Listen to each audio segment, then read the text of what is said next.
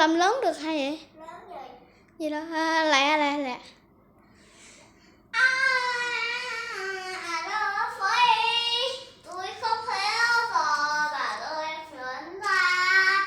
Tôi thấy rồi coi con mà con tôi phải quét nhà rồi mà mẹ kêu và không quét nhà đâu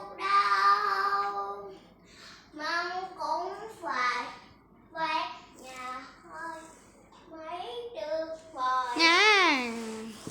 không phải sự mừng sẽ cho bạn làm gì có bạn sẽ đi lấy việc giỏi này các bạn này rồi các bạn phải quét nhà rồi các bạn phải quét rồi các bạn không phải quét trời